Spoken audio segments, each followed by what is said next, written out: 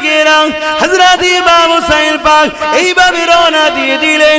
অনেক বড় কথা, রাস্তা দিয়ে অনেকবার অনেক দিক দিয়ে চিঠি এসেছে, ও হযরত ইমাম পাক আপনি যাবেন না যাবেন না, অনেক দিক দিয়ে চিঠি এসে আখিরাতে হাদিসটার কথা বললাম। আল্লাহ নবী খবে দেখেছি নানা জানের সঙ্গে আমার একটা ওয়াদা নেওয়া হয়েছে, এই জন্য আমি হুসাইনকে যেতেই হবে, রোকা যাবে না। এইভাবে যখন রওনা দিতে লেগেছে, এমন সময়তে কারবালার ময়দানের কাছাকাছি পৌঁছাবে। হুর বিন ইয়াজিদের নেতৃত্বে 1000 সৈন্য দিয়ে ইমাম হোসেন পাকের রাস্তাকে আটকে দেওয়া হলো। এ ইমাম পাক আপনি কোথায় যাবেন? ইমাম পাক বলতে লেগেছে আমাকে কুফার মানুষেরা দাওয়াত দিয়েছে, আমি কুফার জমিনে যাব। হুর বিন ইয়াজিদ বলতে লেগেছে যে নির্দেশ আছে আপনাকে যেতে দেওয়া হবে না, আপনাকে ইয়াজিদের বায়াত নিতে হবে, ইয়াজিদকে খলিফা বলে, নেতা বলে, শাহিনশাহ বলে আপনাকে মেনে নিতে হবে।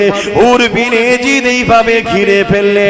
এ যুবকেরা, হযরত ইমাম হুসাইন পাক তখন হুর বিন ইয়াজিদকে বলল, এ হুর বিন ইয়াজিদ তুমি কি জানো আমি কে? যে মুখে জিনার কলেমা পড়ো উনি আমার নানা জান হয়, যে খাতুনে জান্নাত হবে তিনি আমার আম্মা জান হয়, শেরে খোদা আলী আমার আব্বা জান হয়, হযরত আমন করে হাসান আমার বড় ভাই হয়, তুমি কার রাস্তা আটকাচ্ছো? হুর বিন ইয়াজিদ বলেছিলেন হযরত আমাকে ক্ষমা করবে, এটা রাজা বাদশার হুকুম, আপনি আমাকে ক্ষমা নজরে দেখবে। এই যুবকেরা ইমাম হুসাইন পাক বললে তাহলে যা আমার 3টে প্রস্তাব রয়েছে, হয় আমাকে কুফায় যেতে দাও, না ইয়াজিদের কাছে নিয়ে যাও, না আমি যেখান থেকে এসেছি সেখানে ফিরে যেতে দাও। ওই সময় হুর বিন ইয়াজিদ দেখলো আমার কথাটা ভালো বলেছে, এই সুযোগটা নিয়ে যাবে, কেননা হুর বিন ইয়াজিদের দিলে একটু হলো আহলে বায়াতের উপরে মহব্বত ছিল, তাই তিনি চাইছিল না কোনোভাবেই না সঙ্গে লড়াই হয়ে যাক।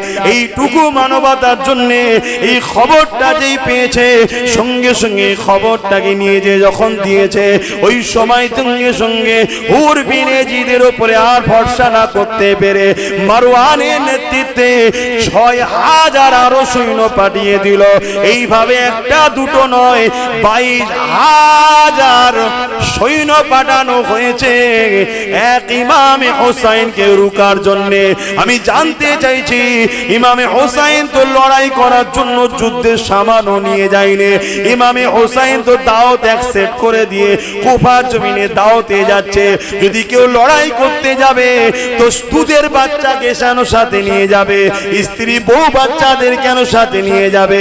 তিনি তো যুদ্ধের মতো তৈরি হয়ে যাবে। কিন্তু একটা ইমামে হুসাইনকে শহীদ করার জন্য 22000 কেন সৈন্য পাঠানো হয়েছিল? এ যুবক শুনে রেখে দাও, সেদিনের ইয়াজিদও জানতো হুসাইন একটা হতে পারে, কিন্তু শেরে খোদার বেটার নাম হুসাইন। আরো জোরে বলুন সুবহান। একদিন নবী আমার মদিনার নবাবী শরীফের বারান্দার মসজিদের বাইরের অংশ আর ভেতরের অংশ আর বাইরের অংশ বারান্দাতে বসে আছে। দুজন এসে গেছে, ইমাম হাসান হোসাইন। নানা বড়রা সব বড় বড় ঘোড়া চাপে, আমাদেরকে দুটো ছোট ছোট ঘোড়া দেন। আল্লাহ নবী বললেন বাবারা চোখটা একবার বন্ধ করো, তোমাদের জন্য আমি রাসূলুল্লাহ পৃথিবীর শ্রেষ্ঠ ঘোড়া আমি আনিয়ে দেব। কোথা থেকে আনবেন? চোখটা বন্ধ করো বাবা। ইমামে হাসান হোসেন চোখটা বন্ধ করেছেন। আমার রাসূলুল্লাহ হামাগুড়ি দিয়ে নিজেকে ঘোড়ার নাই বানিয়ে নিলেন। ভুল বুঝবেন না, হাত দুটোকে জমিনে দিয়ে, হাঁটুটা জমিনে দিয়ে হামাগুড়ি দিয়ে দিলেন। আসো তোমাদের চোখ হলো ঘোড়া তৈরি হয়ে গেছে, পিঠের ওপরে উঠে বড় ভেবে দেখেন কোন জানে সুলতান আল্লাহর দোস্ত যে বাচ্চা দুটোর জন্য নিজেকে ঘোড়ার নাই বানিয়ে পিঠে টিপে মদিনার বারান্দাতে এক প্রান্ত থেকে অপর প্রান্তে নিয়ে যেতে লেগেছে, ওই বাচ্চা দুটোর নাই বাচ্চা পৃথিবীর জমিনে আর কোনোদিন আসবে না। তাকেও একদল মুনাফিকেরা রাজ ক্ষমতার জন্য কতল করতে পিছনে। এই দুনিয়া বড় স্বার্থপর, এই দুনিয়া বড় ধোকার জায়গা। জায়গা। এই লোভ লালসা যে বাঁচাতে পেরেছে সেই তো আল্লাহর জান্নাতে যাবে। এত সহজ নয়। তোমার আমার মতো লোককে তো মারতে এক সেকেন্ড লোকের হাত কাঁপবে না। তোমাকে আমাকে গালি দিতে, মিথ্যা বদনাম দিতে লোকের এক সেকেন্ড কাঁপবে না। নবীর নাতিদেরকে ছাড়ে দে। মুসলমানই, আমি অমুসলিমের কথা বলতে আসিনি এখানে। মুসলমান, আমরা মনে করি মুসলমান মানেই জান্নাতি। না ভাই, মুসলমান মানে জান্নাতি নয়, মুমিন মুসলমান জান্নাতি। প্রত্যেকটা মুমিনই মুসলমান, কিন্তু প্রত্যেকটা মুসলমান কিন্তু মুমিন নয়। খুব ভালো করে বুঝবেন, প্রত্যেকটা মুমিন, তার মধ্যে মুসলমান শর্ত আছেই, কিন্তু প্রত্যেকটা মুসলমানের মধ্যে মুমিন শর্ত নাও থাকতে পারে। মুমিন কে? মুমিনাকে? মুমিন সেই ব্যক্তি যে সব কিছু থেকে আল্লাহ ও রসুলকে প্রাধান্য দেয়, আদব করে, ভালোবাসে, মেনে নেয়। জোরে বলুন সুবহানাল্লাহ। এমনকি মা বাপ, জমি জায়গা, স্ত্রী স্বামী, দুনিয়া, ক্ষমতা, জমি জায়গা, রাজগদি, সব কিছু থেকে।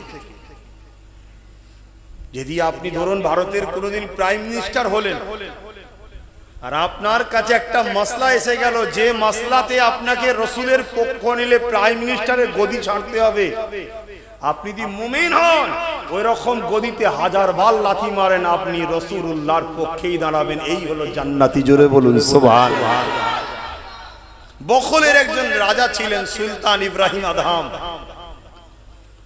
সুলতান ইব্রাহিম আদহাম তিনি বিরাট বড় রাজা ছিলেন। তিনি রসুলের প্রেমে রাজ সিংহাসন ছেড়ে দিয়ে জঙ্গলে গিয়ে মোটা থলে কাপড় নিজে হাতে সেলাই করে পরতেন।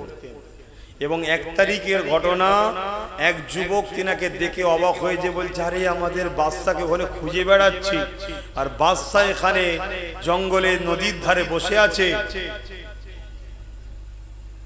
আল্লাহর ওলি, ইত্তাকু ফিরাসাতাল মুমিনি ফাইন্নাহু ইয়ানজুরু বিনুরিল্লাহ, নূরের পর্দার ভেতর থেকে আল্লাহ দেখিয়ে থাকে, জানিয়ে থাকে। ওলি বলতে লাগলেন, যুবক তুমি আমাকে পাগল মনে করছো, আমি পাগল হইনি। ক্ষমতার জোরে, প্রশাসনের পাওয়ারের জোরে, লাঠির জোরে, বন্দুকের জোরে, তরোয়ালের জোরে আমি বখল শহরের বাদশা ছিলাম। কিন্তু বখল শহরের বাদশাই ছেড়ে দিয়ে মুস্তাফা জানে রহমতের জুতো টানা গোলাম যেদিন থেকে হয়েছি, সেদিন থেকে আমাকে আল্লাহ শুধু মানুষের নয় তামাম মখলুকাতের বাদশা বানিয়ে দিয়েছে। জোরে বলুন সুবহানাল্লাহ। সেদিন ক্ষমতার জোরে লোক আমার কথা শুনতো, আজকে দেখো আল্লাহর মখলুক পানির মাছও আমার কথা শোনে। হাতে যে সুইতে সেলাই করছিলেন পানিতে ফেলে দিলেন, দিবার পরে বলতে লাগলেন, এ পানির মাছেরা আমার সূঁচটাকে ফিরিয়ে দাও। হাজারো হাজারো মাছলি সোনার সূঁচ নিয়ে পানির কিনারায় মুখ তুলে রয়েছে। হুজুর বলছে, এটা নয়, আমারটা কই, আমি তো সোনার ফেলিনি। এক বড় মাছ হুজুরে সেই সূঁচটাকে নিয়ে এসে পানির কাছাকাছি এসে, ডাঙার কাছাকাছি এসে মুখ তুলে রয়েছে। জোরে বলুন সুবহানাল্লাহ। নবীর হয়ে যান, নবীর হয়ে যান, নবীর হয়ে যান। ইমামে হোসাইন পাকের দিকে আবার ফিরে আসছে। আল্লাহ নবীর পিঠে বসে হুজুরের চুলকে দুজনে মিলে ধরেছে। হুজুর বাবরি চুল রাখতেন, বাবরি চুল রাখাও সুন্নাত, আর এক লেভেলের চুল ছোট ছোট রাখাটাও সুন্নাত। তিন ধরনের সুন্নাত আছে। তো হুজুর বেশিরভাগ সময় বাবরি চুল রাখতেন। হুজুরের এই চুলের হাদিস কয়েক হাজার, কয়েক লাখ শুধু চুলেরই হাদিস আছে। জোরে বলুন সুবহানাল্লাহ। আর কেউ যদি একটা হুজুরের জুলফ মুবারক পায়, সে যদি সেটাকে যত্ন করে আদব করে রেখে দেয়, আস্তে আস্তে দেখবেন ওটা আস্তে আস্তে বাড়বে। বললেন না সুবহানাল্লাহ? 1450-1500 বছর চলে গেছে, হুজুরের জুলফ মুবারক কারো না কারো কাছে আছে। বংশ পরম্পরায় পাই রে বাবা, বংশ পরম্পরায় পায়, যার কিসমত ভালো সে পায়। ওটা আস্তে আস্তে কেন বাড়ে? আল্লাহ নবী হায়াতুল নবী, তিনার চুল মুবারকটাও হায়াতে আছে, জোরে বলুন সুবহানাল্লাহ। এশিয়া মহাদেশের সব থেকে বড় একজন মুহাদ্দিস যিনি হলেন হযরতে আব্দুল হক মুহাদ্দিস দেলবি রাহমাতুল্লাহ আলাইহি। তিনি একবার হজ করতে গিয়েছিলেন, তো গিয়ে দেখছে একটা খাজুরের দোকানে একটা কাঁচের শিশির মধ্যে বড় যত্ন করে, বোঝা যাচ্ছে একটা জিনিসকে যত্ন করলে বোঝা যায় তো, বড় সুন্দর করে সাজিয়ে যত্ন করে দোকানদার একদম ওপরে দোকানের খুব যত্ন করে রেখেছে। তো শাইখুল হাদিস ইমাম জিজ্ঞেস করছেন যে ওটা কি? দোকানদার চোখ ভরা পানি নিয়ে বলছে ওটা আমার রাসূলের দাড়ি মুবারক। তো হুজুর দোকানদারের এই প্রেম দেখে হুজুরের মনের মধ্যে আসা যাচ্ছিল যে আমার নবী তো কখনো ভারতে দুনিয়াবি জিন্দেগিতে সশরীরে তো যায়নি, রুহানি জিন্দেগিতে তো আপনার ফুরফুরা শরীফে এসেছে, জোরে বলুন সুবহানাল্লাহ।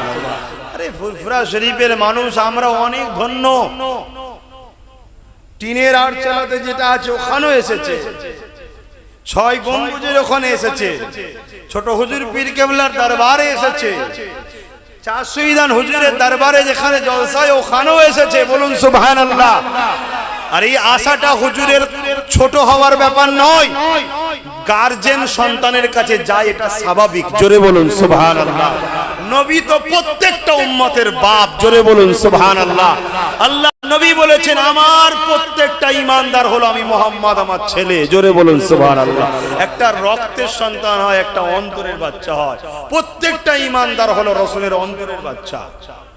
কথা বুঝে আসছে? কিন্তু দুঃখের বিষয় আমরা বাচ্চারা রাসূলের যারা শানকে ছোট করে তাদের ঘরে লিয়ে হুড়োহুড়ি করে ফেলি অনেক সময়, এটাই আমার রাসূল দুঃখ পায়। তো যাক, এগুলো সজাগ হতে হবে আমাদের। তো ভাইরা আমার, নামাজ, রোজা, হজ, যাকাত, দান, খায়রাত এগুলো হচ্ছে আমল। এগুলো কি? আমল, কর্ম, কাজ। আর নবীর প্রেম আদবটা হলো ঈমান। ঈমান আগে না আমল আগে? বলুন বলুন। ঈমান। অতএব কাজে যদি কারো ভুল ভ্রান্তি হয়েও যায়, ধরুন একটা কেউ আপনাকে কাজ দিয়েছে, কাজটা করে গেছেন, আমিও গেছি, আপনিও গেছেন, অনেকে গেছে, দেখা যাচ্ছে কাজটা কারো 10% ভালো হয়েছে, 90% ভুল, কারো 20% ভালো হয়েছে, 80% ভুল, কারো আবার 99% ভালো হয়েছে, 1% ভুল।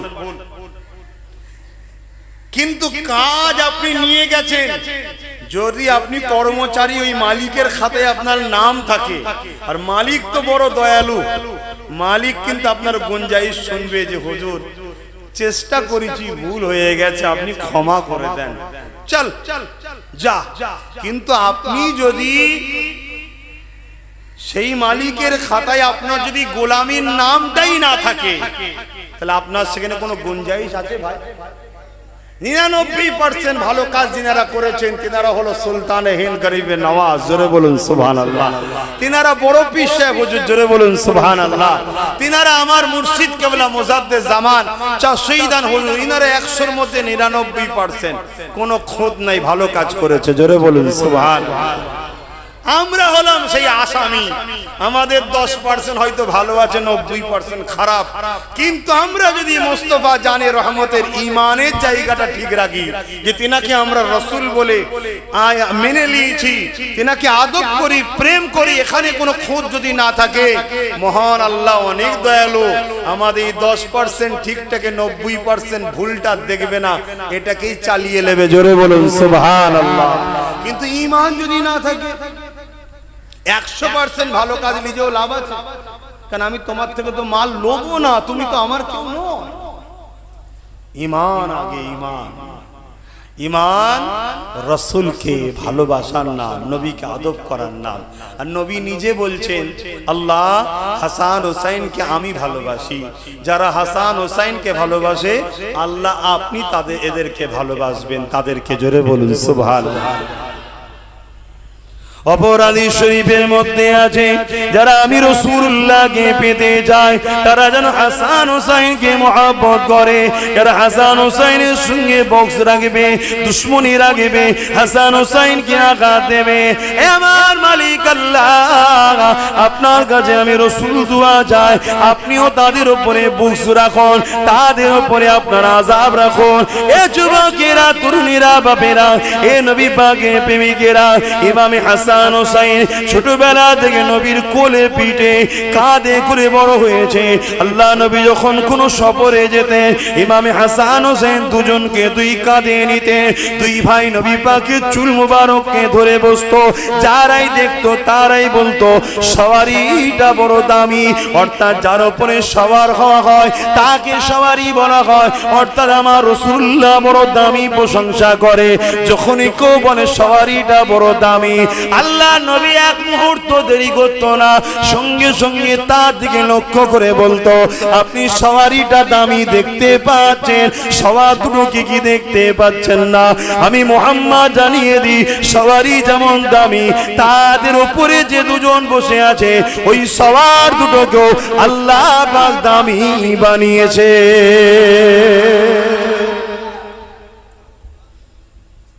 শুনছেন তো? না মনের মধ্যে হচ্ছে এটা না নামাজ, না রোজা, না হজ। আমি আবার বলছি, এটা আমলের আলোচনা হচ্ছে না, ইমানের আলোচনা হচ্ছে। এটা ইমান, হোসাইনও ইমান। নামাজের নামাজ আল্লাহ হোসাইনকে করেছে, জোরে বলুন সুবহানাল্লাহ। দেখুন নামাজের মধ্যে আত্তাহিয়াতু লিল্লাহি ওয়াস সালাওয়াতু ওয়াত তাইয়্যিবাতু আসসালামু আলাইকা আইয়ুহান নবী ওয়া রাহমাতুল্লাহি ওয়া বারাকাতুহু, আসসালামু আলাইনা ওয়া আলা ইবাদিল্লাহিস সালিহিন। তো সালিহিনের খাতায় হোসাইন আছে না না?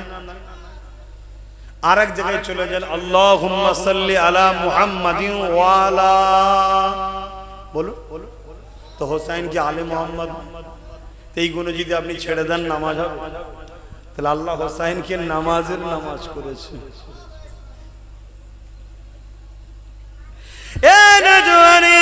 পৃথিবীতে আমি আপনি কি নামাজ পড়েছি জানি না, কিন্তু কারবালা জমিনে হোসাইনের সিজদা, ওই সিজদা জমিন আজও মনে রেখেছে, আসমানও দেখেছে, কায়নাতও দেখেছে। এ যুবকেরা, আমার তো মনে হয় আল্লাহ পাককে যখন ফেরেশতারা বলেছিল ও রব্বি আল্লাহ মানুষ কেন তৈরি করবে, ওরা তো ফিতনা ফাসাদ করবে, আমার আল্লাহ বলেছিলেন হয়তো এ আমার ফেরেশতারা যা তোরা তুই ইবাদত করিস বলি হোসাইনের নাই একটা সিজদা তোরা নিয়ে এসে দেখা। না না, পারবি না, পারবি না, কারণ আমার হোসাইনের জোড়া দ্বিতীয় সিজদা জমিনে হয়নি আর হবে না। যেখানে 22,000 সৈন্য দাঁড়িয়ে আছে আমার হোসাইনকে শহীদ করবে বলে, যেখানে 22,000 তীর তরোয়াল নিয়ে দাঁড়িয়ে আছে আমার হোসাইনকে কতল করবে বলে, যেখানে 22,000 সৈন্য ঝাঁকে ঝাঁকে আসছে আমার হোসাইনকে কতল করে দেবে বলে, এ যুবকেরা হোসাইন তরোয়াল চালাতে লেগেছে। বেঈমানিরা, জাহান্নামীরা, জাহান্নামের কুত্তারা দুটুকরো হয়ে জাহান্নামে যেতে লেগেছে। হোসাইনের তরোয়ালের সামনে কেউ দাঁড়াতে পারছে না, সীমার মাথায় হাত দিয়ে বসে গেছে। আজ পৃথিবীর দুশ্মন এক জায়গায় হয়ে গেল, আলীর বেটাকে কেউ থামাতে পারবে না, শেরে খুদার বেটাকে কেউ থামাতে পারবে না। হঠাৎ করে দেখা যায় ইমামে হোসাইনের তরোয়াল থেমে গেল, ঘোড়ার পিঠ থেকে নামতে লেগেছে। দুশ্মন চতুর্দিকে ঘিরে দূরে দূরে দাঁড়িয়ে আছে, কেননা যে আগায় সেই তরোয়ালে দুটুকরো হয়ে যায়, তাই অন্তরে ভয় তাদের ঢুকে গেছে, তাই দূরে দূরে দূরে দূরে দাঁড়িয়ে আছে। সবাই অবাক হয়ে দেখতে লেগেছে কে থামালো হোসাইনকে, কে হোসাইনের তরোয়ালকে রুকে দিল, কি জন্য হোসাইন ঘোড়া থেকে নেমে গেল। এ যুবকেরা, দেখা যায় আমার হোসাইন পাক তরোয়ালটাকে রেখে দিয়ে আল্লাহ পাকের নামাজে দাঁড়িয়ে গেছে। অর্থাৎ এই জমিনে হোসাইনের তরোয়াল একমাত্র যিনি থামিয়েছে ওটা অন্য কেউ না, আল্লাহর প্রেম, আল্লাহর সিজদা থামিয়ে দিয়েছে।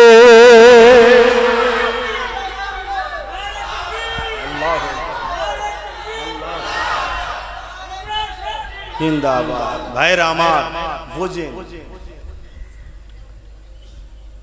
আপনারা ফুরফুরার মানুষও অনেক ধন্য মানুষ, আপনাদের এখানেও শহীদ শুয়ে আছে, জবানার মুজাদ্দিদ আছে, কিন্তু দুঃখের বিষয় ইসলাম থেকে অনেক দূরে সরে যাচ্ছে আমার পাড়া প্রতিবেশী ছেলেরা। করো দুনিয়াদারি করো, ব্যবসা বাণিজ্য করো, দুনিয়াদারিতে চলতে গিয়ে সংসার জীবন সব করো, কিন্তু ধর্মীয় কালচারটাকেও তো জিন্দা রাখতে হবে, ধর্মীয় স্টাইলটাকেও জীবন্ত করতে হবে। এগুলোকে ঠিক রাখো। অনেক কষ্ট করেছে, তাহলে বলো ওই সেজদা জমিনে দিতে পেরেছে? হ্যাঁ, অথচ আল্লাহ নবী নিজে জানিয়ে দিয়েছিলেন, হে আমার সাহাবারা, আমি রাসূলুল্লাহ জানিয়ে দিলাম আমার এই দুই নাতিকে আল্লাহ জান্নাতে যুবকদের সর্দার বানিয়েছে। আমি রাসূলুল্লাহ বলে দিয়ে যায়, জান্নাতে যত যুবক যাবে সমস্ত যুবকদের সর্দার হবে আমার হাসান আর আমার হোসাইন। আমি জানতে চাই আপনাদের কাছে, জান্নাতে তো কোনো বুড়ো যাবে না, কারণ নবী পাকের এক কওলে আছে, সে বয়স নিয়ে কবরে যেতে পারে, কিন্তু যখন সে জান্নাতি হবে আল্লাহ তাকে যুবকের ন্যায় বানিয়ে দেবে। এই জান্নাতে তো কোনো বয়স্ক অবস্থায় ঢুকবে না, যে বয়স্ক মানুষটা জান্নাতে যাবে উনি তো যুবক, আল্লাহ অটোমেটিক বানিয়ে দেবে, যুবক অবস্থাতে যাবে। তাহলে নবী জানিয়ে দিলেন সমস্ত যুবকদের সর্দার হবে। এখানে আমার বলতে দেরি না, আমার আবু বকর সিদ্দিক থেকে শুরু করে, আমার গরিবে নওয়াজ থেকে শুরু করে, আমার গওস পাক থেকে শুরু করে সমস্ত যুবকদের যখন সর্দার হবে, ইমামে হাসান হুসাইনকে আল্লাহ পাক সবার সর্দার বানিয়েছে। আরো জোরে বলুন সুবহান। নারে দিবে জিকরে হুসাইন, জিকরে হুসাইন, জিকরে হাসান, জিকরে আলী, জিকরে আহলে বায়াত, জিকরে কারবালা। নারে দিবে দুরূদ শরীফ আল্লাহুম্মা সাল্লি আলা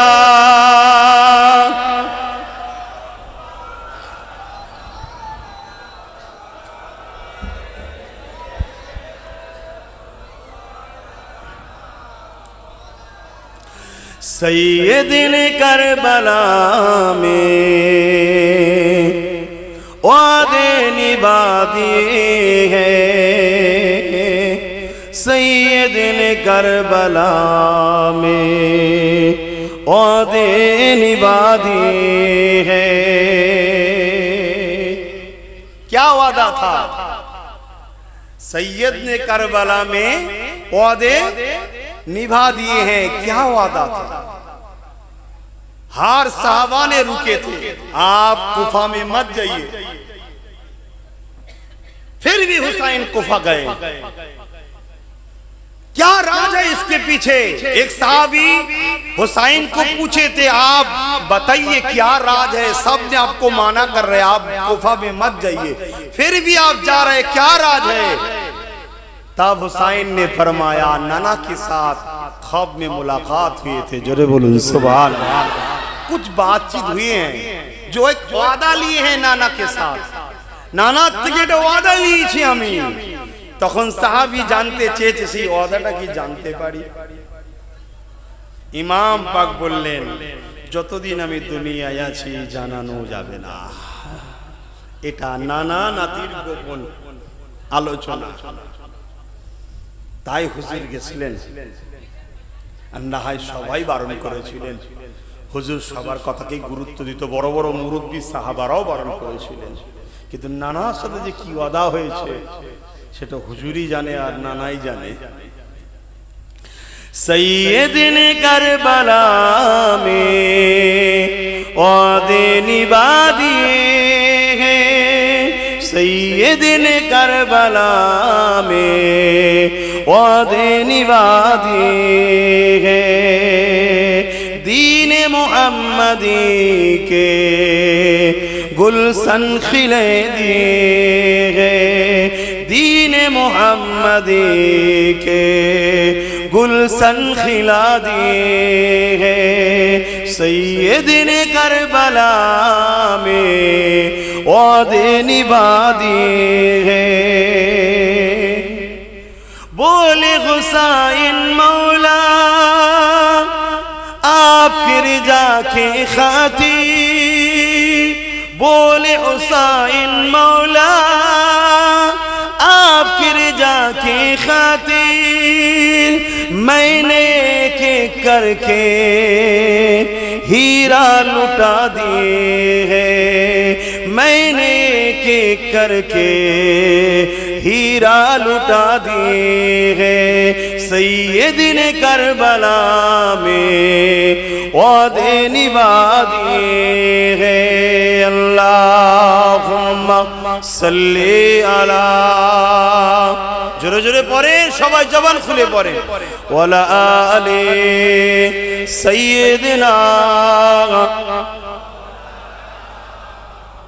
मुसलमान घरे ছেলে মেয়েরা তরুণেরা, এ নবী পাকের প্রেমিকেরা, আমার ইমামে পাককে আল্লাহ কত সম্মান দিয়েছিলেন। আল্লাহ নবী যেখানে বললেন তোমরা জান্নাতের যুবকদের সর্দার হবে, কি দরকার ছিল কারবালা জমিনে গিয়ে ওই জায়গাতে লড়াই করার, অন্যায়কারী জালিম শাসকের বিরুদ্ধে কথা বলা। আল্লাহ পাক ইমামে হুসাইনকে আরো কত সম্মান দিয়েছে দেখুন। একটু সরে সরে আসা যাবে? আছে জায়গা? একটু দেখেন না, একটু সরে সরে আসুন, মুখে কথা নয়। আসেন আসেন, বসেন জান্নাতে। তারা কত কষ্ট করেছে, আমরা একটু দিনের জন্য কিছু সময় দিতে পারছি না, আর তারা জান দিয়ে দিয়েছে। শুধু জান না, একটু পরিবারকে কুরবান করেছে। হযরত ইমাম হুসাইন পাক যখন কুফার দিকে রওনা দিয়েছিলেন, সময়ের দিকে খেয়াল করে পুরো ইতিহাস আর বলতে পারবো না। মেন জায়গাটা আসি, কুফা থেকে বারবার চিঠি আসতে লেগেছে, ও হযরত ইমাম হুসাইন আপনি আমাদের কুফায় আসুন, আমরা আপনাকে নেতা বলে, লিডার বলে আপনার নেতৃত্ব মেনে দ্বীন ইসলামের আদর্শে জীবন করতে চাই।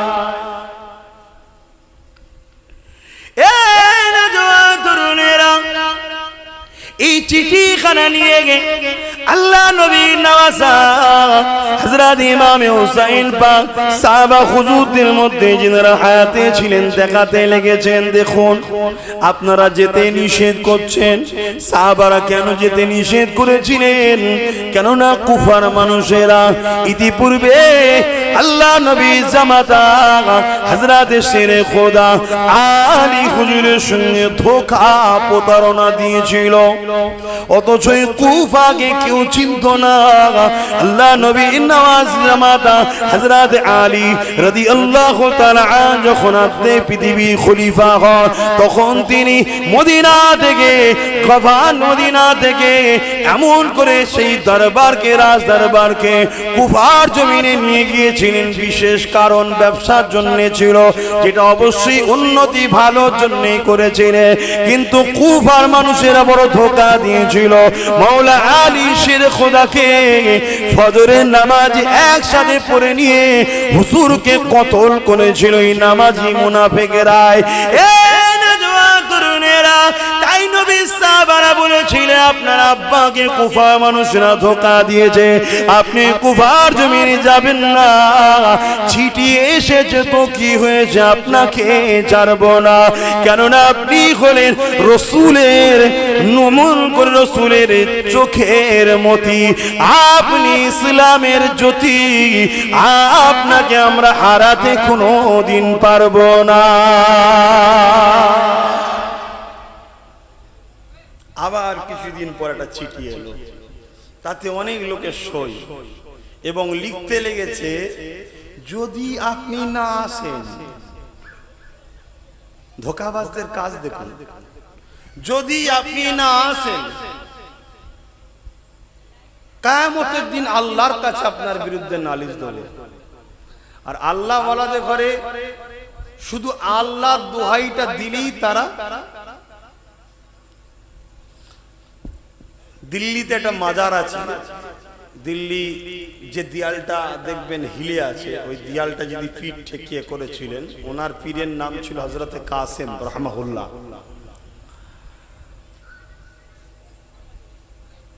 তা হযরতে বারে বারে শাহ রহমাতুল্লাহ আলাইহি তিনি মজলুম মানুষ ছিলেন, অনেক বড় ইতিহাস। তাকে কিছু মানুষ ফতোয়া দিয়ে কতল করেছিল, শহীদ করেছিল।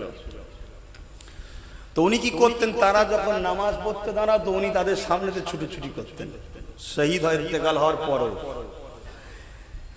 এই অবজেকশনটা ওনার পীরের মাজারে গিয়ে দিয়েছিল, হুজুর আপনার মুরিদ এই করছে। তখন বলেছিলেন তুমি এর পরে বারে যখনই আসবে শুধু বলবেন হুজুর আমাদের ভুল হয়েছে, আল্লাহর রাস্তায় আপনি সরে যান, শুধু আল্লাহর নামটা নেবে। তাই নিয়েছে, পরের বারে সেদিন থেকে আর কোনোদিন হুজুর আসে না। আল্লাহর ওলিরা আল্লাহ নামে একদম মোমের মতো গলে যায়। তাহলে আল্লাহর ওলিরা যদি আল্লাহ নামে গলে যায়, হোসাইন পাককে যদি বলা হয় আল্লাহর কাছে বিচার দেওয়া হবে, তিনি আর কারো কথা শুনবে? হুজুর সবাইকে দেখাচ্ছে দেখো চিঠি এসছে এবং আমি না গেলে ধরবে। হযরত ইমাম হোসেন পাক তাই সঙ্গী সাথীদের ঘরে নিয়ে রওনা দিলেন। মক্কার বাইরে যখন বেরোতে যাবে, অনেক সাহাবা ভাইরা তিনাকে আটকাতে লাগলো। এই আটকানোতে এটা সত্যিকারের লড়াই নয়, ভালোবাসার একটা ঠেলাঠেলি পর্যন্ত হয়ে গেল। তথাপি ইমাম পাক আল্লাহর দ্বীনের জন্য, যাতে করে আমার নানার উম্মতেরা একজন সারাবিকে লিডার বলে না মানে, যাতে করে আমার নানার উম্মতেরা একজন চরিত্রহীনকে লিডার বলে না মানে, যাতে করে আমার নানার উম্মতেরা একজন জুয়াখোর, একজন সমাজ বিরোধী, প্রজাদের উপরে জুলুম করে এরকম জালিম শাসকের নেতৃত্ব না মানে। আর আজকে তো আমরা খুশি মনেই মানি নাকি? আজকে খুশি মনেই সব মানে, ভালো ভালো ঘরের লোকেরা মানছে, আর আপনারা মানুষ কি দোষ করেছেন। তবে বিচার বা ভালো ভালো ঘর নিয়ে হয় না, বিচার আল্লাহর বান্দার সঙ্গে হবে। কে জাহান্নামে যাচ্ছে দেখে লাভ নেই, আপনি পরিবর্তন হন। এ নওজওয়ান তরুণেরা, এ নবী পাকের প্রেমিকেরা, হযরত ইমাম হোসেন পাক এইভাবে রওনা দিয়ে দিলেন। অনেক বড় কথা, রাস্তাতে অনেকবার অনেক দিক দিয়ে চিঠি এসেছে, ও হযরত ইমাম পাক আপনি যাবেন না, যাবেন না। অনেক দিক দিয়ে চিঠি এসে আখিরাতে হাদিসটার কথা বললাম। আল্লাহ নবী খবে দেখেছি, নানা জানের সঙ্গে আমার একটা ওয়াদা নেওয়া হয়েছে, এই জন্য আমি হোসাইনকে যেতেই হবে, রোকা যাবে না। এইভাবে যখন রওনা দিতে লেগেছে, এমন সময়তে কারবালার ময়দানের কাছাকাছি পৌঁছাবে। হুর বিন ইয়াজিদের নেতৃত্বে 1000 সৈন্য দিয়ে ইমাম হোসেন পাকের রাস্তাকে আটকে দেওয়া হলো। এ ইমাম পাক আপনি কোথায় যাবেন? ইমাম পাক বলতে লেগেছে আমাকে কুফার মানুষেরা দাওয়াত দিয়েছে, আমি কুফার জমিনে যাব।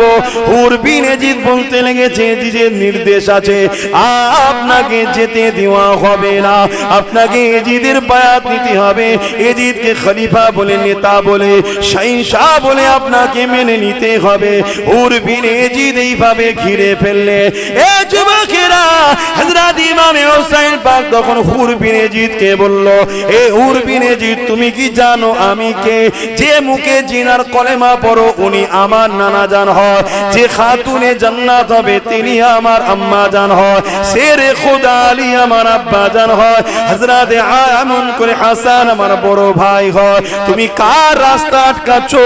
হুর বিন ইয়াজিদ বলেছিলেন হযরত আমাকে ক্ষমা করবে, এটা রাজা বাদশার হুকুম, আপনি আমাকে ক্ষমা নজরে দেখবে। এই যুবকেরা ইমাম হোসেন পাক বললে, তাহলে যা আমার 3টে প্রস্তাব রয়েছে, হয় আমাকে কুফায় যেতে দাও, না ইয়াজিদের কাছে নিয়ে যাও, না আমি যেখান থেকে এসেছি সেখানে ফিরে যেতে দাও। ওই সময় হুর বিন ইয়াজিদ দেখলো আমার কথাটা ভালো বলেছে, এই সুযোগটা নিয়ে যাবে, কেননা হুর বিন ইয়াজিদের দিলে একটু হলো আহলে বায়াতের উপরে মহব্বত ছিল, তাই তিনি চাইছিল না কোনোভাবেই না সঙ্গে লড়াই হয়ে যাক। এইটুকু মানবতার জন্য এই খবরটা যেই পেয়েছে, সঙ্গে সঙ্গে খবরটাকে নিয়ে যে যখন দিয়েছে, ওই সময় সঙ্গে সঙ্গে হুর বিন ইয়াজিদের উপরে আর ভরসা না করতে পেরে মারওয়ানের নেতৃত্বে 6000 আরো সৈন্য পাঠিয়ে দিল। এইভাবে একটা দুটো নয়, 22000 সৈন্য পাঠানো হয়েছে এক ইমাম হোসেন হোসাইনকে রুকার জন্য। আমি জানতে চাইছি ইমামে হোসাইন তো লড়াই করার জন্য যুদ্ধের সামানও নিয়ে যায়নি। ইমামে হোসাইন তো দাওয়াত অ্যাকসেপ্ট করে দিয়ে কুফা জমিনে দাওয়াতে যাচ্ছে। যদি কেউ লড়াই করতে যাবে তো দুধের বাচ্চাকে কেন সাথে নিয়ে যাবে, স্ত্রী বউ বাচ্চাদের কেন সাথে নিয়ে যাবে? তিনি তো যুদ্ধের মতো তৈরি হয়ে যাবে। কিন্তু একটা ইমামে হোসাইনকে শহীদ করার জন্য 22,000 কেন সৈন্য পাঠানো হয়েছিল? এ যুবক শুনে রেখে দাও, সেদিনের এজিদও জানতো হোসাইন একটা হতে পারে, কিন্তু শেরে খোদার বেটার নাম হোসাইন। আরো জোরে বলুন সুবহান। আজকে এজিদরাও দেখুন সেম জিনিস করছে। আজকে এজিদ আছে না নাই? কথা বলছো না কেন? এজিদ কাকে বলা হয়? শাসকের নামে যে শোষণ করে তাকে এজিদ বলা হয়। এজিদ কাকে বলা হয়? যে শরাব খায় তাকে এজিদ বলা হয়। যে নারী দেহ শোষণ করাকে পছন্দ করে, যে প্রজাদেরকে জুলুম করে, যে ক্ষমতার জোরে নিরীহ গরিবদের ঘরে লোটে, এই রকম শাসককে এজিদ বলা হয়। তাহলে আজকে এরকম এজিদ আছে না নাই? আওয়াজ দিয়ে বলুন, আছে না নাই? আজকের এজিদ গুলো দেখুন এক হোসাইনিকে রুকার জন্য বাপরে বাপ কি না চেষ্টা করছে। কেন? সেও জানে একটা হতে পারে, কিন্তু খানদানে কুরাইশ আছে, খানদানে আহলে বায়াত আছে, খানদানে রাসূল আছে। অতএব একে রুকা অত সহজ নয়। জোরে বলুন সুবহানাল্লাহ। এ তো যুগ যুগ ধরে চলবে। আল্লাহ, এ তো যুগ যুগ ধরে চলবে। যুগে যুগে এজিদ এসেছে না আসে না? বলুন বলুন। শুধু হোসাইন হুজুরের পিরিয়ডে হয়েই শেষ হয়ে গেছে না। হোসাইন হুজুরের পিরিয়ডে যে ইতিহাস এজিদ রচনা করেছে, যুগে যুগে ওরকম এজিদ এসেছে। সেদিন এজিদ হোসাইনকে মিটাতে চেয়েছে, খুব নিজে মিটে গেছে। আজকের এজিদরা হোসাইনিদের মিটাতে চাই। চটে না আমাদের। আমরা যারা হোসাইনি, কারা হোসাইনি? হাত তোলো তোলো। মারহাবা, নারে তাকবীর, নারে তাকবীর। বলুন ইয়া হোসেন, ইয়া হোসেন। আমরা যারা হোসাইনি আছি, হোসাইনকে লিডার বলে মানি, আমাদেরকে মিটাবার জন্য আজকে এজিদ আসছে না। কিন্তু যুগে যুগে হোসাইন মেটেনি। কাল भी হোসাইন था, आज भी है। এদা এজিদ কাল মিটেছে, আজকের এজিদরাও মিটছে বা বাধ্য হবে। জোরে বলুন ইনশাআল্লাহ। কিন্তু আমরা যেন হোসাইনি থাকি, এটা মাথায় রাখতে হবে। শুধু হাত তুলে দিয়ে তাকবীর দিলেও তো হয় না। হোসাইনিদের খসলত কি? জালিমদের সাথে দল নয়, অত্যাচারীর সঙ্গে আপোষ নয়। যারা আমার মাদ্রাসাকে মিটাতে চাই তাদেরকে সাপোর্ট নয়। যারা আমার ফুলফুরার টাইটেল মাদ্রাসায় 14টা শিক্ষক দেয়নি তাদের সঙ্গে আপোষ কিসের? যারা আসামে আমার মাদ্রাসাকে ভাঙছে বোলডুজার দিয়ে, তাদের সঙ্গে আবার আপোষ কিসের? খবর দিলেন না টাইটেল মাদ্রাসার 14টা শিক্ষক নেই। আমি গল্প বলছি না। যান সীতাপুরে চলে যান, 11টা শিক্ষক নেই। আমি তথ্য নিয়েই বলছি। টোটাল পশ্চিম বাংলাতে মাদ্রাসায় 10,000 শিক্ষার ভ্যাকান্সি খালি আছে। কেন দিস না? প্ল্যান এরা এজিদের কাজ করছে।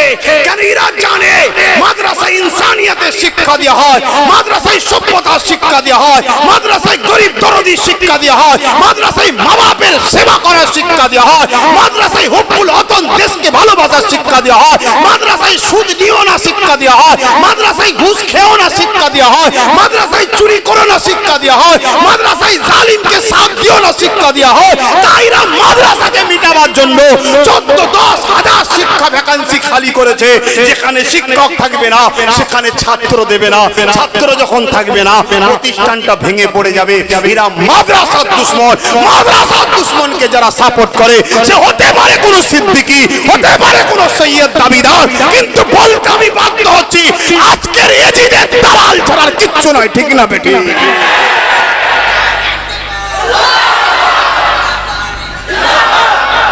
কথা বলতে শিখুন।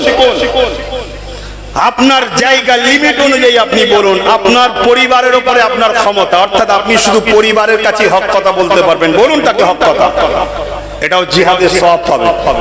আপনি পাড়ার মোড়ল, আপনার কথা পাড়ার লোক শোনে, আপনি পাড়ার বাসীর কাছে হক কথা বলুন। আপনি পঞ্চায়েতের প্রধান, আপনার পঞ্চায়েত আপনার কথা শোনে, আপনি পঞ্চায়েত পর্যন্ত হক কথা বলুন। আপনি এলাকার বড় নেতা, একটা পুরো থানা 2-10টা থানা আপনার কথা শোনে, আপনি ওই এলাকায় হক কথা বলুন। আরে আপনি যদি হক কথা না বলতে পারেন তাহলে আপনি তো এজিদ। হক কথা তো হোসাইন বলেছিল। আজকে হোসাইনি দাবি করব, হোসাইনের খানদানের ছেলে দাবি করব, হোসাইনের বংশের ছেলে বলবো, হোসাইনের ভালোবাসা মাননেওয়ালা বলবো, হক বলতে পারছি না, তাহলে কিসের ভালোবাসা রইল? হক বলুন। আর আল্লাহ নবী জানালেন যে হক কথা বলবে সব থেকে আফজাল, উত্তম আফজাল জিহাদ হলো হক কথা বলা।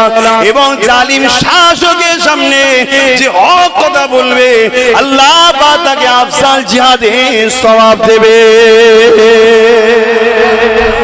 হক কথা বল।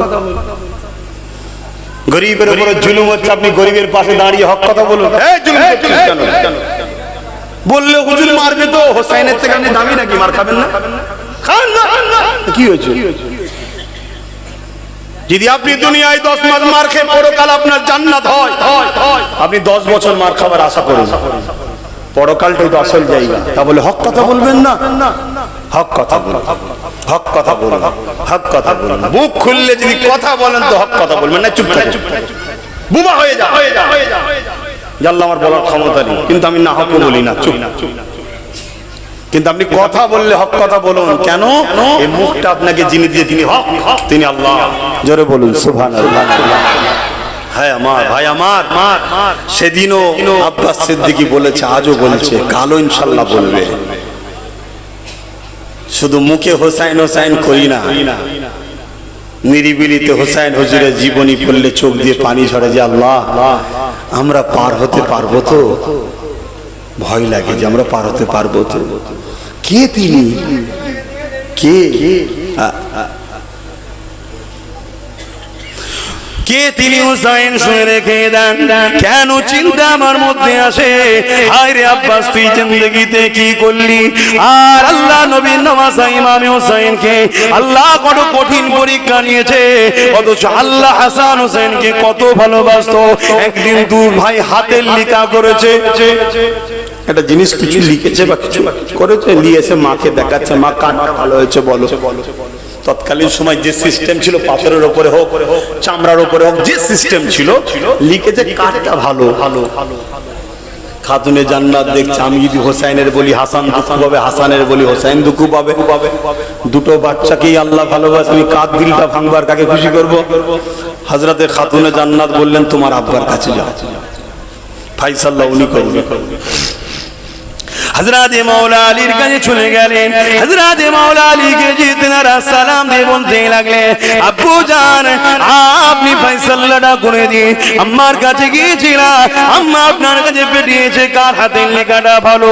হযরত মাওলা আলী দেখলেন, দেখার পরে একবার আলীর দিকে, একবার হুসাইনের দিকে, একবার হাসানের দিকে তাকায়। মাওলা আলীও চিন্তা করতে লাগছে, কার পক্ষে বলি, কার কথাটা বলি? কেন না একজনের বলবো আর একজন দুঃখ পাবে। এই বাচ্চার মধ্যে কাউকে দুঃখ দিতে আমি আলী চাই না, কারণ আল্লাহ যাদেরকে ভালোবাসে আমি আলী কি করে দুঃখ দিই?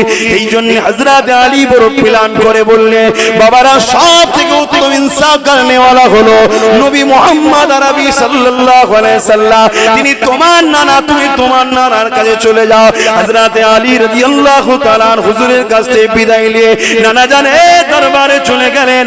নানা জান আমরা দু ভাই লিখেছি, কার লেখাটা ভালো বলো? আল্লাহ নবীও দেখে বড় চিন্তিত হয়ে বললেন, বাবা প্রশ্ন তো বড় কঠিন হয়ে গেছে, কারণ নবীও চান না এই দুই বাচ্চার মধ্যে কেউ একজন দুঃখ পাক।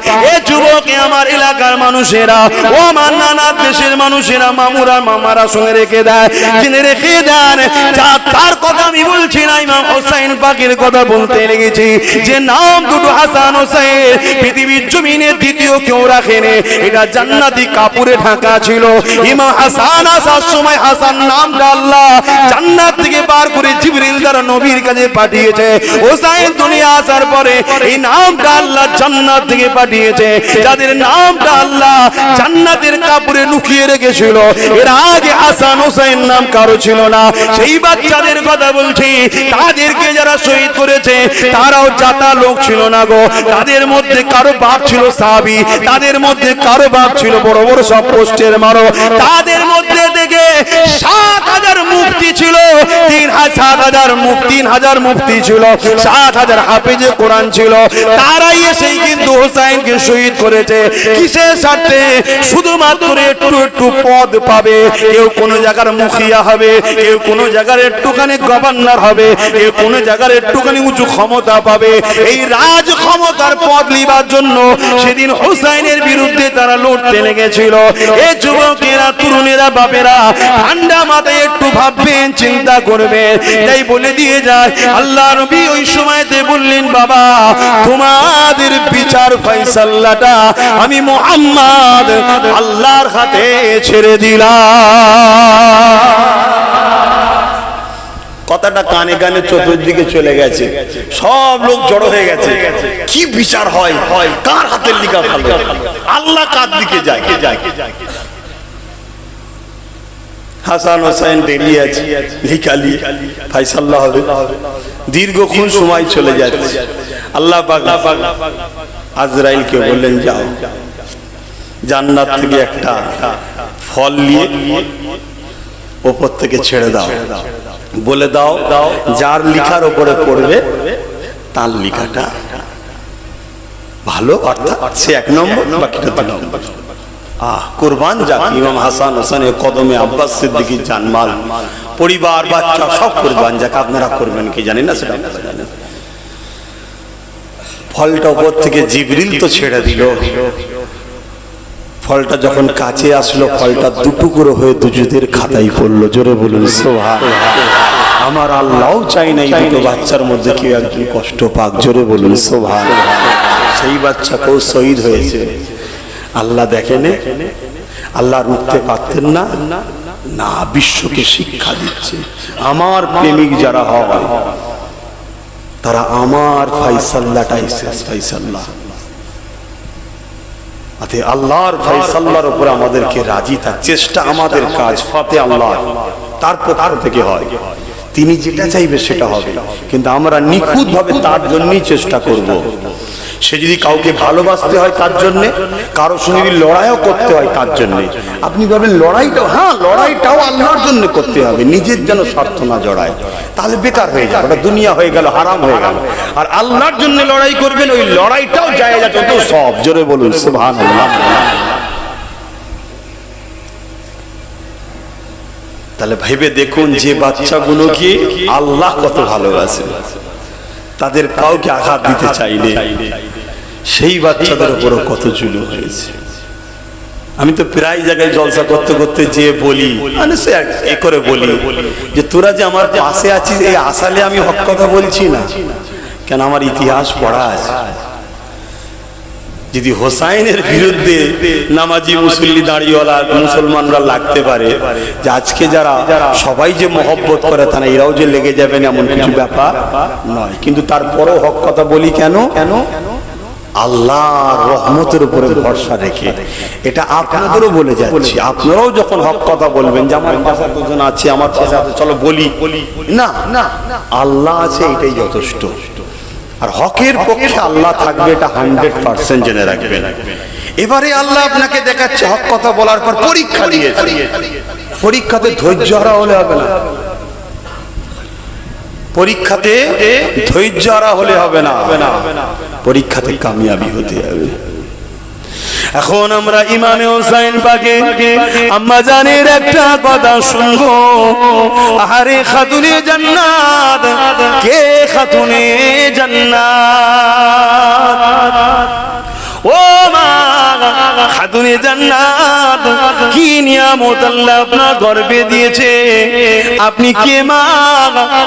আপনার জীবনে একটুখানি শুনুন, কেননা আমাদের মেয়েরা এখন বন্ধন লোনে বড় ব্যস্ত হয়ে গেছে, তাই একটুখানি কাজ দিয়ে যায়।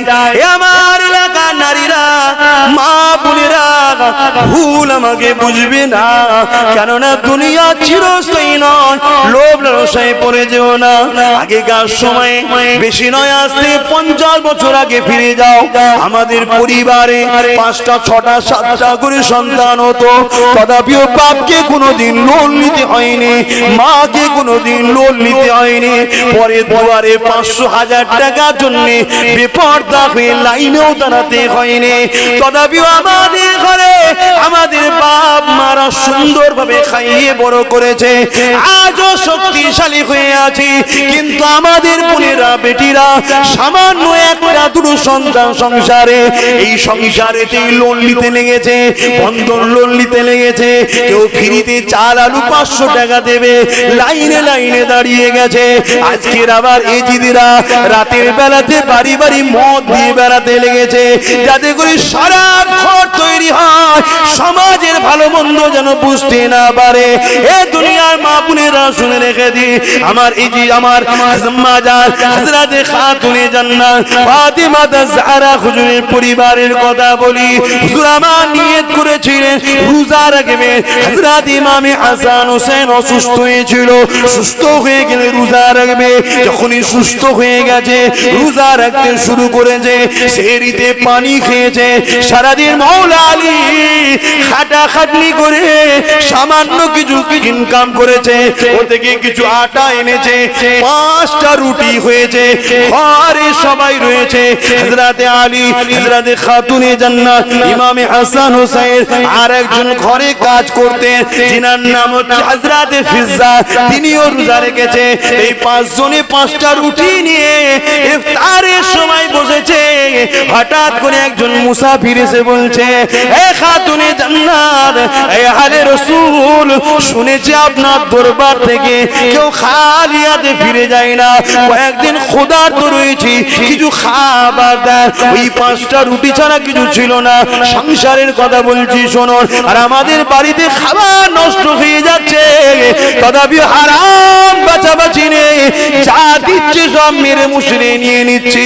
মনে রাখবেন, রক্তকে হেফাজত করুন, মুখকে হেফাজত করুন, কেননা যে শরীরটা হারাম রক্ততে ভরে যাবে, ওই পাক জান্নাতে শরীর যাবে না। হযরতে খাতুনে জান্নাত সঙ্গে সঙ্গে এই 5টা রুটি দিয়ে দিল, 5টা রুটি নিয়ে চলে গেল। ইনারা পানি দিয়ে ইফতার করলেন, রাত এসে গেল, সেহরি রক হয়ে গেল, আবার পানি খেয়ে রেজেট করলেন, রোজা রাখার নিয়ত করলেন। পরদিন মাওলা আলী আবার খাটাখাটনি করে যেটুকু পেয়েছে, ওই 5টা রুটি তৈরি হয়েছে। পরের দিন আবার খাবার জন্য বসেছে। এমন সময় একজন দরজার করে এসে বলে, এ আহলে রাসূল, এলাকায় জিজ্ঞাসা করলাম খাবার কোথায় পাওয়া যাবে, অভাব রয়েছে, আমি এতিম সন্তান, খাবার আমার নাই। ওই সময় বলেছিল, এতিম সন্তান নবী মুহাম্মাদের পরিবারের বাড়ি যাও, কেননা আহলে রাসূলরা কোনদিন এতিমকে ফিরিয়ে দেয় না। কারণ এতিমকে দিলে রাসূল বললেন সেজন্য আমাকে দিল, জোরে বলুন সুবহানাল্লাহ। কেউ যদি এতিমের মাথায় হাত বোলায়, রাসূল বলছেন সেজন্য আমার নূরের মাথায় হাত বোলালো, জোরে বলুন সুবহানাল্লাহ। কেউ যদি এতিমকে পরনার কাপড় দেয়, রাসূল বললেন সেজন্য আমাকে দিল, জোরে বলুন সুবহানাল্লাহ। তো মা কিছু খাবার, ওই 5টা রুটি দিলেন, পানি দিয়ে ইফতার, 2 দিন হলো, রাত পার হয়েছে, সেহরির পানি খেলেন, রোজার নিয়ত করলেন। মান্যতের 3টে রোজা রাখবে নিয়ত করেছিলেন। বাচ্চা সুস্থ হয়েছে, ভাবছে, শুনছেন তো নাকি একটা বাড়ি আছে নাকি এরকম গরিব আছে, তাদের সাদগাতে আল্লাহ অনেক দিয়েছে, কিন্তু আমাদের হুঁশ নাই না। বেশি দিন আর দেরি নেই, খরা আসবে, অভাব দেখা দেবে। ছেলে মায়ের গোশত খাবে, মা ছেলেকে খাবে, সেই দিন আসছে। খুব ফুর্তিতে আমরা রয়েছি, আল্লাহ সাইজ করবে। হ্যাঁ, যারা মোস্তফার প্রেমিক হবে, আবার বলে যাচ্ছি, তাদেরকে আল্লাহ গায়েবী খানা খাওয়াবে। জোরে বলুন সুবহানাল্লাহ। আর আজকের দিনের যুবকদের ঘরে বলি, আমরা যদি একটু ভালোভাবে চলি, আমরা যদি একটু ভালোভাবে চলি, ওই জমানার বড় বড় ওলিদের মাকাম আল্লাহ দান করবে। জোরে বলুন সুবহানাল্লাহ। যদি বলেন কেন? এখন হচ্ছে আখরি জমানা, ফিতনা ভরা দুনিয়া। এখন একটু ভালো হয়ে চলা মানে বিরাট বড় ফজিলত আল্লাহ দেবে। তখন 90% লোক ভালো ছিল, 10% খারাপ ছিল। আর এখন 99% লোক খারাপ, একটা লোক ভালো আছে। একটা লোক ভালো থাকার জন্য আল্লাহ ওকে অনেক বড় মাকাম দেবে। জোরে বলুন সুবহানাল্লাহ। এমনকি আখরি জামানায় আল্লাহ নবী বলেছেন, মানুষরা, বলবো কথাটা খারাপ লাগলো, শরিয়ত তো, যেভাবে কুকুর স্বামী স্ত্রী জীবন যাপন করে, বুঝে নিচ্ছে, আখেরি জামানায় মানুষ এরকম ওপেন রাস্তায় হয়ে যাবে। হতে আর বাকি আছে? বলুন, এই যে পয়লা জানুয়ারি, পয়লা বৈশাখ, কার্তিক ফার্স্ট ডে, রাতগুলো কি হয়?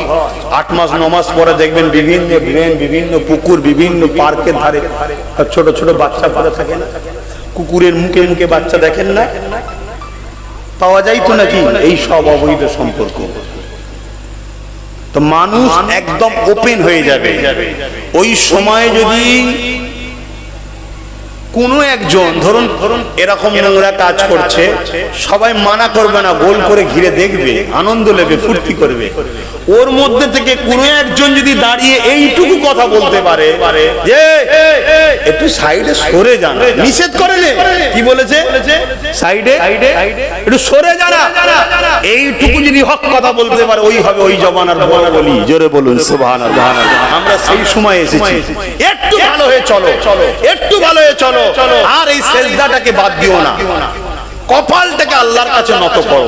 যে কপাল আল্লাহর কাছে ঝোঁকে, ও কপাল শহীদ হওয়ার পরও নিজের উপরে উঠে থাকে। জোরে বলুন সুবহানাল্লাহ। সবাই তো বলতে লেগেছে, আরে কি কপাল এটা, এটা কোন মাথা যে মাথা কাটার পরও সবার উপরে থাকে? তার নাম হোসাইনের শের মুবারক। জোরে বলুন সুবহানাল্লাহ। কেন? বিশ্বকে দেখিয়ে দিচ্ছে, তোমরা আমাকে সেজদা অবস্থায় কেটেছো না, তোমাদের ক্ষমতা ছিল না কাটার। আমি শেরে খোদার বেটা, কিন্তু মাতা সর্দারের সবার উপরে থাকে। এজি সর্দার নাই, আমি সর্দার। এখন তার প্রমাণ এখনো চলছে। জোরে বলুন সুবহানাল্লাহ। এবং এই শের মুবারক থেকে যখন নিয়ে যাচ্ছিল, কোরআন তেলাওয়াত হুজুর করছিলেন। জোরে বলুন সুবহানাল্লাহ। রাস্তায় একটা পাদ্রীর ঘর পড়েছিল। পাদ্রী, চেহারাটা দেখেই পাদ্রী অবাক হয়ে গেছে। সময় তো নেই রে ভাই, না বললে হবে, আমার তো কাজ আছে। চেহারাটা দেখেই পাদ্রী অবাক হয়ে গেছে। এটা কে? মারওয়ান বলছে, এটা তো হোসাইন। গুরুত্ব নেই। একটা ইহুদি ধর্মগুরু রাহেব বা পাদ্রী, সে গুরুত্ব দিচ্ছে। সে বলছে,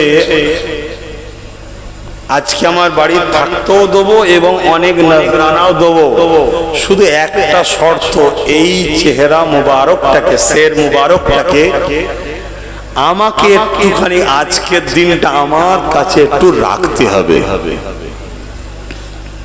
রাখো, টাকা পাবো, ছেড়ে দিয়েছি। বুঝতে পারছো তো? টাকা টাকা টাকা টাকা করে মুনাফিকরা পাগলা হয়ে যায়। ছেড়ে দিয়েছি। সুন্দর করে নিয়ে যে নিজের ঘরে শের মুবারকটাকে রেখেছে, রেখে তাকে বড় আদর করছে। হুজুর ইমাম হোসেন পাকের শের মুবারক যেন মনে হচ্ছে আমনার সামনে কথা বলছে। যে ইমাম,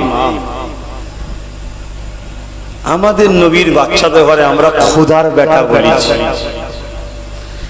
আর তোমরা নবীর বাচ্চা, তোমার নবীর উম্মতরা তোমাদের ঘরে জবাই করে দিল। শুনছেন?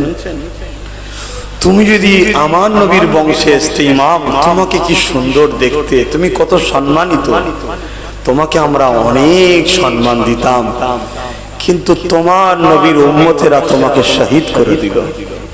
এভাবে ওই রাহেব কাঁদছে আর হোসাইন হুজুরের সার মুবারককে বড় আদবের সাথে যত্ন করছে।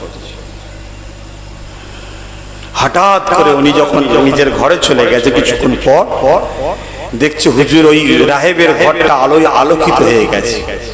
উনি নুকিয়ে এসে দেখছে আলোকে জ্বালালো, দেখছে ইমাম পাকের শের মুবারক থেকে আলো, ওই আলোতে আমার ঘর আলোকিত হয়েছে। জোরে বলুন সুবহানাল্লাহ। নূর ওয়ালা ঘরের সন্তান এবং আল্লাহর আসমানের দিকেও চলে গেছে আলো। পরবর্তীতে ওই হোসাইন পাককে ওইটুকু ভালোবাসা ও সম্মান করার জন্য ওই রাহেব নবী পাকের দিদার পেয়েছে, ও কলেমা পেয়েছে, জান্নাতে গেছে। জোরে বলুন সুবহানাল্লাহ।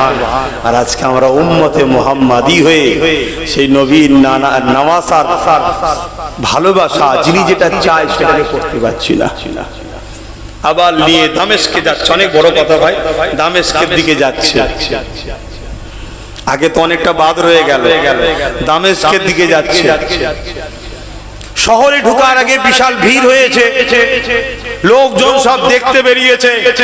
কেন দামেস্কে প্রচার করা হয়েছে, কিছু রাজার বিরোধী করেছিল তাকে কতল করা হয়েছে, আহলে রাসূলদের কতল করা হয়েছে। একবার বলেন, শুনছেন? এই যে মিথ্যা আশ্রয় লিয়া, সেই আজকেও চলছে, সেদিনও চলেছে। তো বাড়ির ছাদেও সব মানুষজন উঠেছে, দেখছে কায়দি যাচ্ছে, বন্দীরা যাচ্ছে, সবাই দেখছে।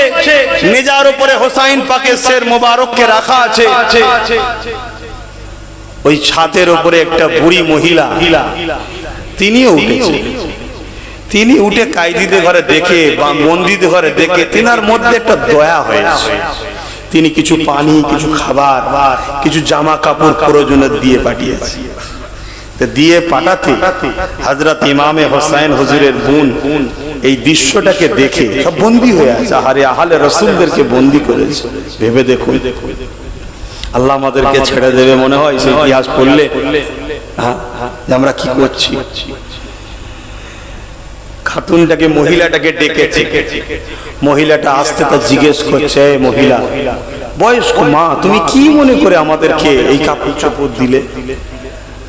বলছে তোমরা বন্দী আছো, কত কষ্ট হচ্ছে, ধূপের মধ্যে রয়েছো। বলছে সারা রাস্তা এলাম, কেউ তো আমাদের দিকে ঘুরেও তাকায় না, খোঁজও লাইনি, তো তুমি কি মনে করে দিলে মা?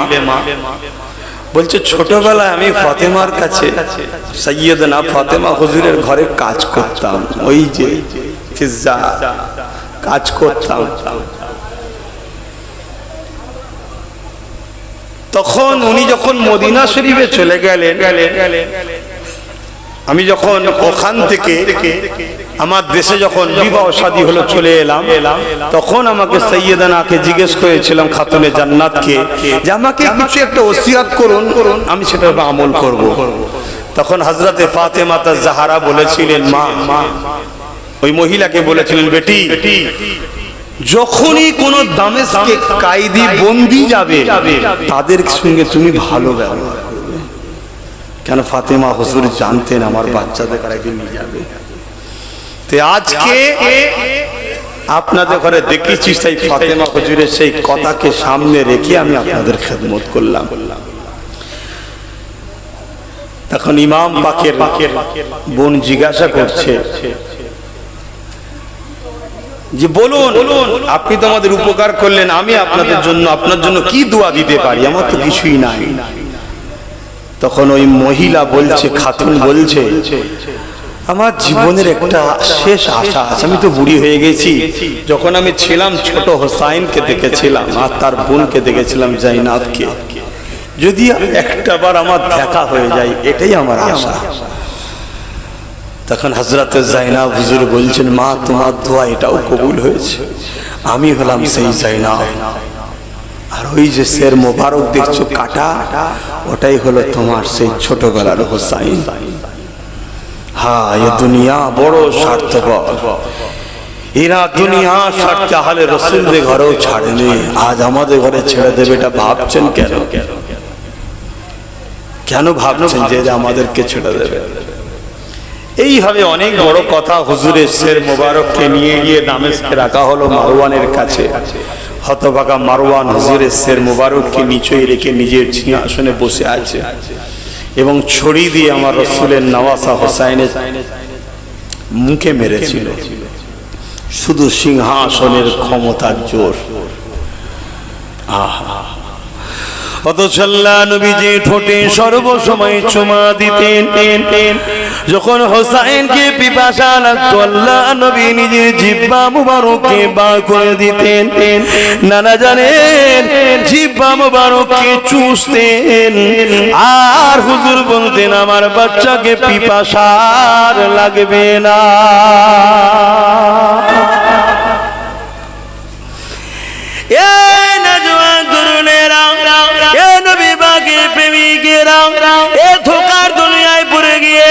নিজের আখিরাতকে বরবাদ করে দেবেন না। জিন্দেগিতে যে মরেই থাকেন না কেন, জিন্দেগিতে যে শহরেই থাকেন না কেন, জিন্দেগিতে যে রাজার রাজত্বেই থাকেন না কেন, অন্যায় সঙ্গে আপোষ করবেন না। হক কথা বলুন, অন্যায় বিরোধিতা করুন। কেননা আমার রাসূলুল্লাহ জানিয়ে দিয়েছেন জালিমরা কখনো আমার শাফাআত পাবে না। আর কোরআন জানিয়ে দিল কুনতুম খায়রা উম্মাতিন উখরিজাত লিন-নাস তা'মুরুনা বিল মারুফ ওয়া তানহাউনা আনিল মুনকার। আল্লাহ আমাদের ঘরে দুটো কাজ দিয়েছে। একটা হলো ন্যায় কাজ করো, ন্যায়ের পক্ষে থাকো, ন্যায়কে সাথ দাও, ন্যায়কে সাহায্য করো। আর একটা হলো অন্যায় করো না, অন্যায়ের সাথে থেকো না, অন্যায় বিরোধী করো। ক্ষমতা থাকলে হাত দিয়ে, নাই মুখ দিয়ে, নয় অন্তর দিয়ে ঘৃণা করো। এই যুবকেরা তরুণেরা, আজ বড় দুঃখের কথা, ভালো ভালো ঘরের মানুষেরা তারা আজকে প্রকাশ অন্যায় হচ্ছে দেখছে, তথাপিও সাফাই দেবার জন্য চেষ্টা হয়। আমরা জমিনের উপরে দেখতে পেয়েছি আজকের এজিদরা আযানকে নিয়ে ক্রিটিসাইজ করতে লেগেছে। আমরা জমিনের উপরে দেখতে লেগেছি আজকের হুকুমাতরা এজিদি খাসলতেরা তারা কলেমাকে বিকৃত করতে লেগেছে, আল্লাহর নামকে বিভিন্ন ভাবে ব্যঙ্গ করতে লেগেছে।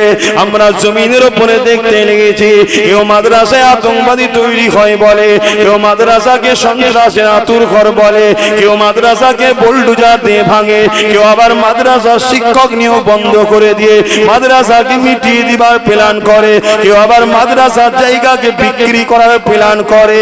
এই যুবকেরা তরুণেরা কে কথা বলবে এদের বিরুদ্ধে আমি জানি না।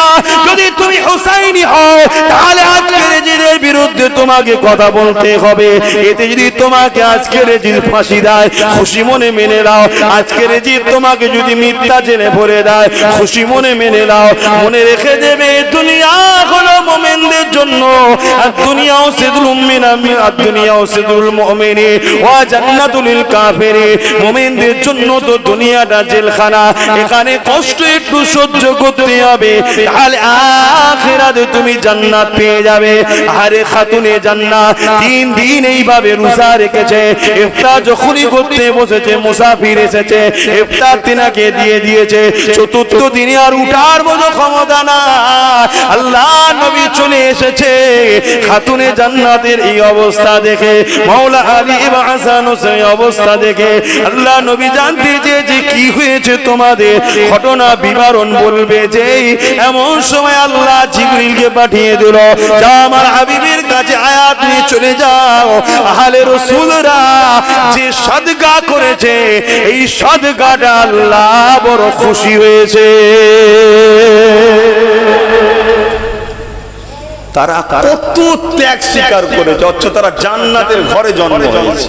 জান্নাত তো নবী, আল্লাহ তৈরি করেছে তো নবীর জন্য।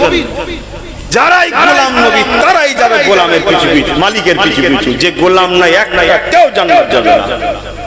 সে নামাজ পড়ে পড়ে যদি কপালে পাহাড়ের মতো দাগ করে ফেলে তাও জান্নাত যাবে না। রোজা রেখে পেট পিঠ সমান করে ফেললে তাও জান্নাত যাবে না। তামাম পৃথিবীতে প্রতিটা গ্রামে একটা করে মাদ্রাসা করে দিলে তাও জান্নাত যাবে না। কোটি কোটি ভক্ত মুরিদ করে ফেললো তাও জান্নাতে যাবে না যদি মুস্তাফার গোলাম না হয়। জান্নাতের মালিক মুস্তাফা আল্লাহ তৈরি করেছে রাসূলের জন্য, তার গোলাম নিয়ে ঠিক করো, মেন্টালিটি সেটিং করো, না হয় সব বরবাদ। কোন খেয়ালে, কোন জগতে, কোন শিক্ষায় ভেসে আছো আমি জানি না। জিন্দেগিটা আমাদের মুস্তাফার দ্বীনের জন্য, মুস্তাফার পরিবারদের জন্য কাটাতে হবে। মাইন্ড সেটিং করো, সংসার আছে, বাচ্চা আছে, কারবার আছে, সব করতে হবে। মুস্তাফার দ্বীন ক্ষতি হয়ে যাচ্ছে বেখেয়াল হয়ে নয়, মুস্তাফার পরিবারদের উপরে আঘাত হচ্ছে বেখেয়াল হয়ে নয়। সেদিনও যেমন হোসেন, ইমাম হোসেন পাক বলেছিল, তৎকালীন এজিদের সাথে একদল মুনাফিক মুসলমানরা সাথ দিয়েছিল। আজ যখন হোসাইনের গোলাম আমি আব্বাস যখন চিল্লাই এরা অন্যায় করছি রা এজিদ, আজকেও একদল মুনাফিকরা দেখুন আমার বিরুদ্ধে ষড়যন্ত্র চালায়। এ সেদিনও ছিল, আজও আছে, থাকবে। কিন্তু আপনাকে সেটিং করতে হবে মাইন্ডটা। আপনাকে আপনার জিন্দেগি, জন্ম হওয়া, দুনিয়ায় আসার মাকসাদটা বুঝতে হবে। আল্লাহ আপনার নামাজের মুখাপেক্ষী নয়। কত বছর আপনি নামাজ পড়বেন? 7 কোটি বছর ইবলিস নামাজ পড়েছে নূরে মুহাম্মাদিকে অপমান করার জন্য। তার নামাজকে মুখে ছড়ে ফেলে দিয়ে আল্লাহ বলেছে বেরো কাফের। আরে জাহিদ তো আদম নবী ছিল, হাকিকাতে নূরে মুহাম্মাদি ছিল। কেন জিবরিল, মিকাইল, ইসরাফিল সমস্ত ফেরেশতা যখন আদমকে সিজদা করে, আর ইবলিস যখন করলো না, আল্লাহ জিজ্ঞেস করেছিল এ ফেরেশতা তোরা সিজদা করলি কেন? আল্লাহ পাককে বলেছেন আল্লাহ আদমের দিকে যখনই তাকালাম, আদমকে ভেদ করে ভেতরে নূরে মুহাম্মাদি দেখলাম, তার আশিক হয়ে পড়ে গেলাম। জোরে বলুন সুবহানাল্লাহ। ইবলিস তুই বল। ইবলিস বলেছিল আমি তো আগুনের তো মাটির। ইবলিস কপাল ফাটা, চোখে জ্যোতি ছিল না, ঢুকতে পারেনি। তাজও মুসলমানের মধ্যে দুটো দিক আছে রে বাবা। কলেমা পড়ে ঠিকই, কিন্তু এজিদি মুসলমান, হোসাইনি মুসলমান নয়। নামাজ পড়ে ঠিকই, এজিদি মুসলমান, হোসাইন মুসলমান নয়। দাড়ি রাখে ঠিকই, এজিদি মুসলমান, হোসাইনি মুসলমান নয়। আরে আমার হোসাইন নানা দিনটা বাঁচিয়ে দিয়ে গেছে, হোসাইনের বাঁচানো নবীর দিনটাকে মানো। আজকে নকল নকল অনেক দিন বেরিয়েছে, সব মেনে কিছু লাভ নেই। হোসাইনের দিন মানো। হোসাইন এজিদের বিরোধী করেছিল, এজিদ জালিম ছিল তাই, এজিদ খারাপই ছিল তাই, এজিদ লুটেরা ছিল তাই, এজিদ শাসকের নামে শোষণ করত, এজিদ প্রশাসন দ্বারা মানুষকে জুলুম করত, এজিদ মানুষের উপরে অত্যাচার করেছে, এজিদ নারীদের নিয়ে রাজ দরবারে নাচ ফুর্তির মধ্যে জড়িয়ে থাকতো, প্রজাদের খোঁজ খবর রাখতো না। এইরকম একটা ব্যক্তিকে রাসূলের নামাজা সাপোর্ট করেন, আপনারা করতে পারবেন? আজকে যদি এরকম কেউ থাকে, করছে তো লাখো কোটি মুসলমান করছে। যারা মাদ্রাসার দুশ্মন তাদের পিছনে ছুটছে, যারা মসজিদের দুশ্মন তাদের পিছনে ছুটছে, যারা আমাদেরকে ইচ্ছা করে শিক্ষা থেকে পিছিয়েছে শুধু মুসলমান হওয়ার জন্য, চাকরি থেকে পিছিয়েছে মুসলমান হওয়ার জন্য, আমাদেরকে গেঁজার কেস দিয়ে 50% জেলে ভরে রেখেছে শুধু মুস্তাফাকে আমরা মানি বলে। আমাদের উপরে হিংসা করেছে যারা, তাদের পিছনেই তো আমাদের দিন রাত কাটে। তাদের আড্ডাখানায় যেয়ে তো মদ খেয়ে আর 200-500 নিয়েই তো আমাদের জিন্দেগি কাটছে। দেখুন উঠে আসতে পারেন কি? আজকের হোসাইনি বলে যাচ্ছি, হোসাইনের গোলাম বলে যাচ্ছি, দেখুন উঠে আসতে পারেন কি? যদি পারেন আসন নাসর ইনশাআল্লাহ হোসাইনের সাথেই হবে, আর না পারলে এজিদের সাথে হবে। যদি আপনার কাছে 50 বছর প্রাধান্য পাই বেশি, তাহলে থাকুন। আর যদি মনে হয় যে না 50 বছর কোন রকম ভাবে কেটে যাবে রে বাবা দেখতে দেখতে, না আমি আখিরাত শান্তি চাই। খাতুনে জান্নাতের দরবারে মওলা আলী বলল, ফাতেমা কয়েক সপ্তাহ খাওয়া হয়নি, তুমি যদি বলো তোমার আব্বার কাছে আমি যাব, ওখানে নজরানা দেয়, যদি কিছু পাই নিয়ে আসবো। গেছে, কিছুক্ষণ থেকেছে, কথাবার্তা বলেছে, রাসূল খোঁজ লাইনে, আলী তোমার সংসারের কি খবর, ছেলে বলে সব ভালো আছে, খাওয়া দাওয়া হয়েছে, চলে এসছে মন মরা করে। দরজায় আঘাত দিয়েছে, সালাম দিয়েছে, দরজার বাইরে সালাম দিয়েছে, খাতুনে জান্নাত খিড়কি খুলে দেখছে আমার প্রাণের স্বামী এসছে, মন বড় মরা। সালামের উত্তর দিয়ে বলছেন প্রাণের স্বামী মন মরা কেন? বলছে কয়েকদিন ক্ষুধার্ত তুমি, কয়েকদিন বাচ্চা হাসান হুসাইন ক্ষুধার্ত। এ জান্নাতি সরদারিনী নারী, তোমার মুখে কিছু দিতে আজকেও পারলাম না, ওসিলা হলাম না, খালি হাতে ফিরে এসেছি। মন বড় খারাপ। আমাদের ঘরের কবি আল্লাহ হলে কি বলতো, অত বুঝিনি, চুরি করে হোক যেখানে লিয়াই। খাতুনে জান্নাত কি বলেছিল, প্রাণের স্বামী মন খারাপ করছেন কেন? আপনি কি কোরআনের ওই আয়াতটা ভুলে যাচ্ছেন? আল্লাহ বলেছে যারা সবর করে আমি আল্লাহ তাদের সাথে রয়েছি, আর যারা শুকরিয়া আদায় করে আমি আল্লাহ তাদের সাথে আছি। আমার প্রাণের স্বামী আল্লাহ যখন খাওয়ায় তখন শুকরিয়া আদায় করে আলহামদুলিল্লাহ, তখনও আল্লাহ থাকে। আর আল্লাহ যখন দেয়নি সবর যদি করি আল্লাহ তখন আমাদের সাথে থাকে। শুকরকারীকে আল্লাহ পছন্দ করে, সবরকারীকে আল্লাহ পছন্দ করে। যাদেরকে আল্লাহ অর্থশালী করেছে, ধন দৌলত টাকা বাড়ি দিয়েছে, শুকরিয়া করো। আল্লাহ পাকে শুকরিয়া আদায় করেছিস দাদা, আল্লাহ তোমার উপরও খুশি থাকবে। যাদেরকে আল্লাহ গরিবি করে পরীক্ষা নিচ্ছে, সবর করো, আল্লাহ পাক সবরকারীকেও পছন্দ করে। আমার প্রাণের স্বামী আমি আল্লাহর কাছে শুকরিয়া আদায় করি।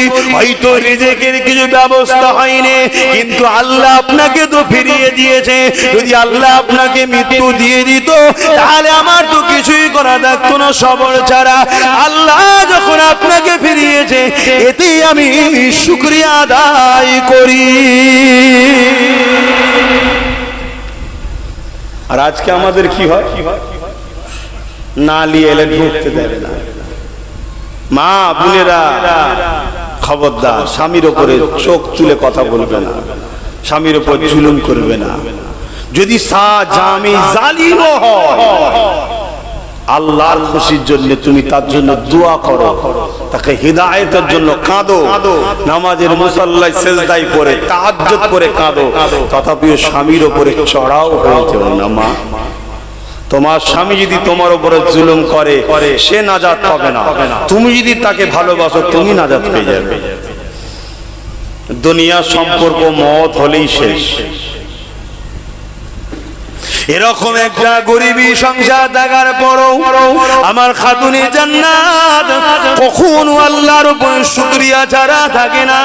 আর আজকে আমাদের অভাব নাই, তথাপি আমরা লোন ছাড়া চলি না। আবার বন্ধন লোন, আবার এখন সমিতি টমিতি না কি হয়েছে, তার আবার সেক্রেটারি করছে সুন্দরী মেয়েগুলোকে। সব মুরব্বী সব বসে আছে, নানা সমতুল্য মামা সমতুল্য, কি বলি, কিন্তু হচ্ছে না, হয়নি কেন? সমাজে যাতে জেনার পাহাড় তৈরি হয়, তাহলে যে হুকুমত জেনার রাস্তা খোলে ওই হুকুমতকে সাপোর্ট করা হারাম। যে হুকুমত শরাবের রাস্তা খোলে ওই হুকুমতকে সাপোর্ট করা হারাম। যে হুকুমত মাদ্রাসা বিরোধী করে ওই হুকুমতকে সাপোর্ট করা হারাম।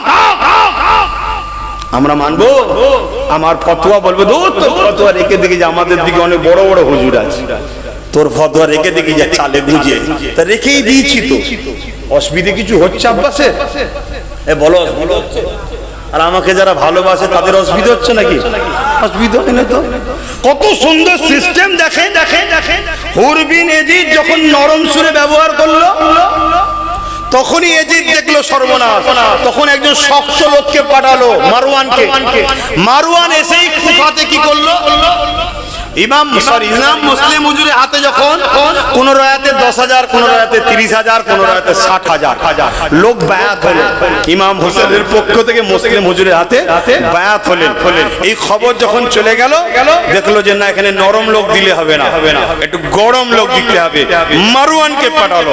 মারওয়ান যে কি করলো, ওদের মাথা মাথা থেকে কিছু লোককে কতল করলো, কিছু লোককে জেল দিল, এমন হুমকি চমকা দিল যারা ইমাম মুসলিম হুজুরের হাতে বায়াত হয়েছিল সবাই এখন ইমাম মুসলিম হুজুরকে কতল করার পেছনে ঘুরছে। আজকে দেখুন আমাদের সমাজেও হচ্ছে না, হয়নি? যে জায়গাটা দেখছে একটু নরম লোক পাচ্ছে না, সঙ্গে সঙ্গে অন্য জায়গা থেকে বড় শয়তানকে আজকে এজিদ বসাচ্ছে, বসিয়ে দিয়ে সেখানে খুন খারাপি করে তছনছ করে দিয়ে নিরীহ নিরীহ সাধারণ একটু মাথাওয়ালা লোকগুলোকে ভরে দিয়ে কাকে গুলি করে মেরে কাকে জেলে মেরে দিয়ে পুরো সমাজ থেকে বিগড়ে দেওয়ার প্ল্যান চলছে না, চলে না? দেখুন মিলান। কিন্তু দিনের শেষে মনে রাখবেন, জয় সর্বসময় হকেরই হয়, অর্থাৎ আল্লাহ, ফাতে আল্লাহরই হবে, ন্যায়ের হবে, ইসলামেরই হবে। ইসলামকে আমরা শুধুমাত্র নামাজের মধ্যে সীমাবদ্ধ করেছি, মাদ্রাসার মধ্যে সীমাবদ্ধ করেছি, দাড়ি টুপি জুব্বার মধ্যে সীমাবদ্ধ করেছি। আরে এশিয়া মহাদেশের এই পূর্ব ভারত, উত্তর বাংলা, ইপার বাংলা ছাড়া বাইরের দিকে বেরিয়ে যান, বাইরের দিকে ইসলামিক ইউনিফর্ম আছে কোথায়? প্যান্ট শার্ট কোট টাই পরা ডবল হাফে, প্যান্ট শার্ট টাই কোট পরা ডবল মুফতি, প্যান্ট শার্ট কোট টাই পরা ডবল মুফতি। বড় বড় আলেম, কে প্লেন চালাচ্ছে, কে হেলিকপ্টার চালাচ্ছে, কে সিংহাসন চালাচ্ছে। দেখুন না তুরস্কের প্রেসিডেন্ট হাফেজে কোরআন পেট টান কান পড়ে সে আজকে তুরস্ক চালাচ্ছে। আরে ইউনিফর্মটা জরুরি আছে সুন্নতে রাসূলের উপরে। আমার মুজাদ্দিদ আমল করেছে, রিসেন্ট মুজাদ্দিদ ছিলেন। এই বাংলায় এই কালচারটা রয়েছে। এই কালচারের থেকেও বড় গুরুত্ব হলো ভেতরের কল্পটাকে ঠিক করুন, ভেতরের গোস্তটাকে ঠিক করুন, ভেতরের মাকসাদটাকে ঠিক করুন। ভেতর খারাপ রেখে বাইরে বড় দাড়ি ছেড়ে মাথায় টুপি দিয়ে বড় জুব্বা লাগিয়ে ভণ্ডবি করার থেকে প্যান্ট শার্ট পরে সেটি ভেতরটাকে ঠিক রাখে, কমসে কম এই ভণ্ড থেকে ও উত্তম। জোরে বলুন ঠিক না বেঠিক?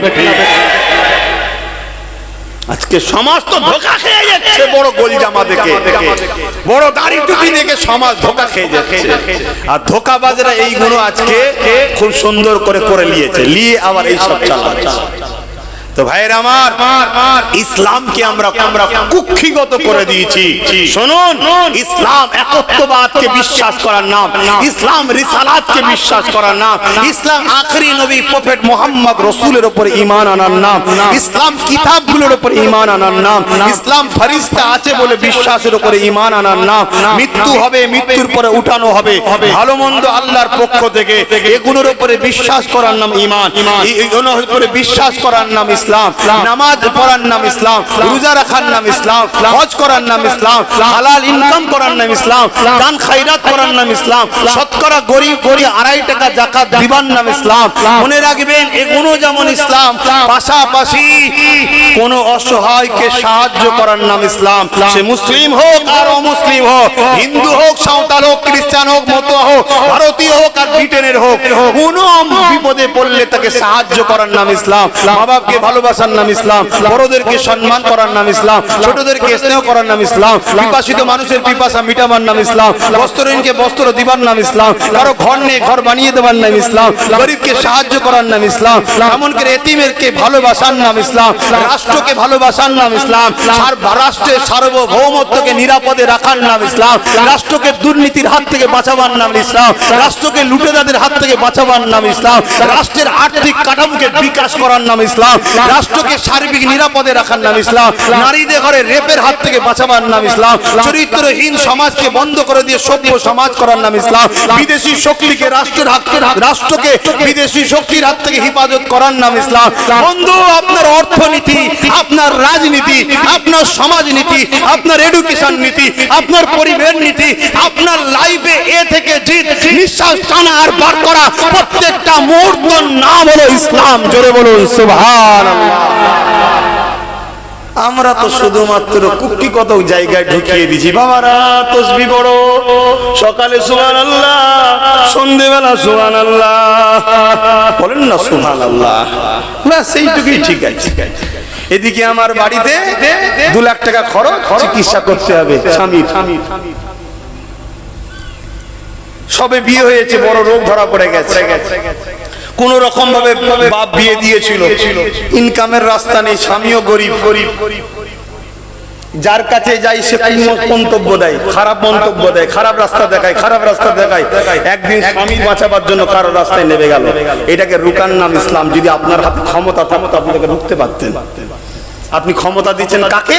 যারা ইসলামের মেয়েরা খারাপ রাস্তায় নাবুক এটা চাই তাকে ক্ষমতা দিয়েছেন। তাই তো সে হিজাবকে তুলে দিতে চাই যাতে বিহায়া হয়, আপনি তাকে দিয়েছেন দায়িত্ব। সে কখনো এর স্বামীর জন্য টাকা দেবে? বুঝুন ইসলামকে, বুঝুন। নামাজে দাঁড়াবেন এমন সময় খানা এসে গেছে, ইসলাম বলছে আগে খা তারপর নামাজ পড়, এর নাম ইসলাম। কেন খাবারের দিকে মন থাকবে, নামাজ ভালো হবে নাকি খেয়ে কি আছে রে বাবু, গোশ দিল না আন্ডা দিল, জায়গির বাড়ি থেকে কি দিল? তাহলে ইসলাম কত সুন্দর ভাবে ভাবে। তাহলে নামাজে খাবার যদি মন চলে যায়, নামাজ যদি তোর সমস্যা হয়, আগে খেলে। তাহলে অভাবী সংসার, ঈদ আসছে, ছেলের জামা কিনতে হবে, তারাবির নামাজে ইমামের ঠিক হবে তো? মুসল্লি ঠিক হবে তো? কার বাচ্চা চলছে না তার ঠিক নামাজ হচ্ছে তো? এজন্য অর্থনীতিকে বিকাশ করাবার নাম ইসলাম। যে ইয়াসরিফকে কেউ ভালোবাসতো না, যে ইয়াসরিফকে কেউ যেত না, সবথেকে গরিব ছিল মদিনা শরীফ যার নাম, সেই ইয়াসরিফে রাসূল গিয়ে তার আর্থিক ডেভেলপমেন্টের জন্য অর্থনৈতিক সিস্টেমকে নবী এত সুন্দর করে দিল, পৃথিবীর বুকে শ্রেষ্ঠ গড় ধনী, গড় ধনী সেটা হলো মদিনা শরীফ। জোরে বলুন সুবহানাল্লাহ। যেখানে একটা ভিখারি নেই, একটা কোনো গরিব নেই, এই বিজনেসটা রাসূল শিখিয়েছে। সেই বিজনেসের মূল সূত্র হলো কি? কাউকে ধোঁকা দেবো না, কারোর সঙ্গে চিটিংবাজি করব না, এক নম্বর দু নম্বর মালকে এক নম্বর বলে দেবো না। এই সততাটা আগে আনতে হবে। আমরা করি, এই জন্য তো আমাদের লাভ নেই। যদি এবার লাভ করে ছেড়ে নিলাম 500 টাকা বেশি, নিজেদের মধ্যে 500 টাকা ঝেড়ে যখন ঠকিয়ে দিয়েছি, পরের দিন ডাক্তার দেখাতে গিয়ে 1000 টাকা চলে গেছে। এই অঙ্ক তো আমরা করছি না।